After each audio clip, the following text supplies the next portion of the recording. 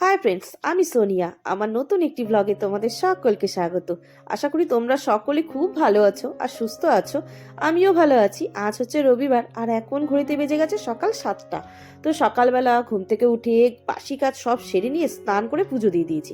আর এখন আমাদের এখানে ঠান্ডা অনেকটা কমে গেছে। তো সকাল সকাল উঠে স্নান করে পুজো দিতে কার না ভালো লাগে বলো। সকাল সকাল স্নান করে যদি পুজো দেওয়া হয়ে যায়, দেখবে সংসারের মনে হয় একটা বড় কাজ হয়ে গেছে। কি বলতো, অনেক সময় দুপুরে কাজ করতে করতে কিন্তু অনেকটা লেট হয়ে যায়। আর সেই লেট হওয়ার কারণে কিন্তু পুজোটাও অনেক লেট হয়ে যায়, তখন ভালো লাগে না। দেখবে ঠাকুর ঘুমিয়ে থাকবে, এটা দেখতে কেমন লাগে, তাই না? তো আমি কিন্তু সকাল সকাল ঘুম থেকে উঠে ওই কাজটা সবার আগে করেছি। আর আজকে যেহেতু রবিবার, গুড্ডু আর ওর বাবা একটু লেট করে উঠেছে। আর কেন বলতো, গুড্ডুর প্রত্যেকটা দিন সকালবেলা টিউশনই থাকে, রবিবার যেহেতু নেই তাই ও একটু লেট করেই উঠেছে। উঠতে উঠতে প্রায় 10টা বেজে গেছে। তো তারপরেই কিন্তু আমি বাসি বিছানা উঠিয়েছি। তার আগে কিন্তু আমি রান্নাও বসিয়ে দিয়েছি। আজকে সানডের জন্য ভেবেছিলাম কিছু না কিছু স্পেশাল হবে, তো কিন্তু সেরকম কিছুই হয়নি, কারণ ঘুম থেকে উঠেই ওর বাবা বলল ও নাকি আজকে একটু বাইরে যাবে। তো আমি ভাবলাম ঠিকই আছে, যাক, রাতে দেখা যাবে, কিছু না কিছু তো হবেই। তো ও কিন্তু খেয়ে দিয়ে চলে গেছে ওর জায়গায়, মানে ও যেখানে যাওয়ার কথা ছিল। আজকে শিলিগুড়ি যায়নি, আজকে অন্য একটা জায়গায় গেছে।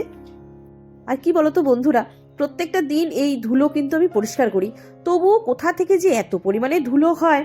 প্রত্যেক দিন দুবার করে পরিষ্কার করতে হয়, নইলে না ধুলোর লেয়ার পড়ে যায়, দেখতে বড় বাজে লাগে। কি বলতো, যেহেতু আমাদের বাড়িটা একদম রাস্তার পাশে, তো সেহেতু আমাদের পরিশ্রমটাও একটু বেশি। আর এই ফ্রিজের মধ্যে কোথার থেকে যে ঝোল তরকারি পড়েছে আমি জানি না। আমি সকালবেলা উঠে দেখি যে এর মধ্যে কিছু একটা পড়েছে, কি সবুজ সবুজ লেগে আছে, তো সেটাকেই আজকে একটু পরিষ্কার করে নিলাম। পরিষ্কার কি বলতো, একবারই আজকে ডিপ, মানে ফ্রিজটাকে আর ডিপ ক্লিন করে নিলাম। তারপরে কিন্তু এদিকে রান্নাও কিন্তু আমি করছি, মানে চতুর্দিকে কাজ করছি আজকে, সব ছড়িয়ে ছিটিয়ে। তার মাঝখানে আমার কিন্তু জামা কাপড় ধোয়া হয়ে গেছে, আর বাইরে খুব সুন্দর রোদ উঠেছে, আবার এদিকে হাওয়া দিচ্ছে। কি বলতো, রোদের খুব একটা তেজ নেই, কিন্তু হাওয়া হচ্ছে, দেখতে পাচ্ছ প্রচন্ড পরিমাণে হাওয়া হচ্ছে। আর হাওয়া হলে না, আমাদের বাড়ির সামনে দুটো কাঁঠাল গাছ আছে, এত পরিমাণে পাতা পড়ে কি বলবো আর তোমাদেরকে। ওই উঠোন ঝাড়তে ঝাড়তে আমার কোমর ব্যথা উঠে যায়। তো ওদিকে জামা কাপড় মেলে দিয়ে এসে একবারে ঘর ঝাড় দিয়ে নিয়ে ঘরটাকে ভাবছি একবারে মুছে নেব। আর ওদিকে কিন্তু আমার রান্না বান্না সব কমপ্লিট, যে যার মতো খেয়ে বেরিয়েও গেছে। মানে গুড্ডু সকালের খাবার খেয়ে চলে গেছে খেলতে, আর ওর বাবা তো চলে গেছে বাইরে। আর এরই মাঝখানে আমার কিন্তু স্নান ধানও হয়ে গেছে। আর স্নান করে এসে আমি আবার ভাত বসিয়ে দিয়েছি। স্নানে যাবার আগে অবশ্য আমি ভাতের চাল ভিজিয়ে রেখেছিলাম, তো শুধু গ্যাসটা জ্বালিয়ে দিয়েছি। আর ওই দিকে ভাত বসিয়ে দিয়ে বাইরে যা যা রোদে দিয়েছিলাম তো সব তুলে আনলাম। কারণ দেখছি আকাশটা বেশ অন্ধকার করেছে, প্রায় প্রত্যেক দিনই এই আকাশ অন্ধকার করছে, কিন্তু বৃষ্টি কিন্তু হচ্ছে না। মানে তুমি ওই মেঘ দেখে কোথাও যেতে পারবে না, যে ভাববে যে হয়তো আকাশ ভেঙে আসবে, কিন্তু কিছুই হয় না শেষ পর্যন্ত। আজকে রান্না হয়েছে দেখো, এখানে আছে লাউ শাক, বাড়ির গাছের, মানে আমাদের বাড়িতে লাউ গাছ আছে, তো সেটাই করেছি। শুকনো লঙ্কা আর রসুন ফোড়ন দিয়ে করেছি, আর সাথে কিন্তু কাঁচা লঙ্কাও দিয়েছি। আর আছে গরম ভাত, ডিমের ডালনা, আর এখানে আছে ডাল, যেটা ছাড়া সম্ভবই না। দেখতে পাচ্ছ ভাত দিয়ে কি ধোয়া উঠছে। চলো লাঞ্চটা আমরা এখন করে নিই, আমি আর গুড্ডু করবো, ওর বাবা তো বাড়িতে নেই। তো খাবার খেতে খেতেই চিন্তা করলাম যে রাতে তো কিছু রান্না করতে হবে, কারণ এ দিয়ে কেউ খাবে না। আর আমি একবেলার জন্যই রান্না করেছি। তো খাবার খেয়ে উঠেই প্রথমে আটা মাখতে বসে পড়েছি। তো আমার খাওয়া হয়েছে অনেকক্ষণ, গুড্ডুর এখনো হয়নি, তাই ভাবলাম যে বাসনটা একটু পরে মাজবো, আগে আটাটাকে মেখে নিই। রুটির সাথে কিছু একটা করে দিলেই হয়ে যাবে, কিছু বলতে ফ্রিজে চিকেন আছে, আর না হলে আলু চচ্চড়ি করে দেবো, ডিমের অমলেট করে দেবো, হয়ে যাবে।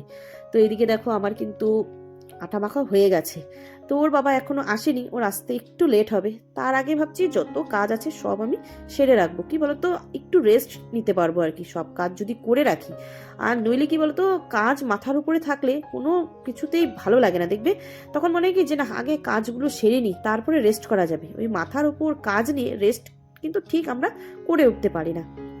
তো বন্ধুরা, এদিকে কিন্তু সন্ধ্যা লেগে গেছে, তো সন্ধ্যা দিয়েই, মানে সন্ধ্যাটা একটু তাড়াতাড়ি দিয়েছি, কারণ এই রান্নাটা আমার করতে হবে এখন। তো করব হচ্ছে এখন চিকেন স্টু। গুড্ডু অনেকদিন থেকেই বলছিল ও খাবে, তো ভাবলাম যে আজকে তো সেরকম কিছুই রান্না হয়নি, যেহেতু আজকে সানডে, সব বাচ্চারাই তো চায় সানডেতে একটু ভালো মন্দ খাবার জন্য, বিশেষ করে চিকেন খেতে সবাই ভালোবাসে, মানে বাচ্চারা। আমার গুড্ডুও খুব ভালোবাসে, তো ওর জন্যই বানিয়ে দিলাম। তো তারই মাঝখানে ওর বাবাও চলে এসেছে, মানে যেখানে ও গেছিল সেখান থেকেও চলে এসেছে। আর এই চিকেন স্টুতে না আমি একটু মানে সামান্য পরিমাণে একটু হলুদ দিই, ওই সাদা সাদা না ওরা ঠিক খেতে চায় না, ওদের ভালো লাগে না। তো আমি ভাবছি থাক বাবা, যে যেটাতে সন্তুষ্ট হয় সেটাই করি। আর দেখো এদিকে দিয়ে দিয়েছি একদম ক্রাশ করা অনেকটা পরিমাণে গোলমরিচ গুঁড়ো। তো সব রকম সবজিই কিন্তু দিয়েছি, বিনস, আলু, গাজর, পেঁপে। আর বিনসটা না একটু পরে দিয়েছি, নইলে দেখবে ওভার কুক হয়ে গেলে না মানে স্টুতে ভালো লাগে না।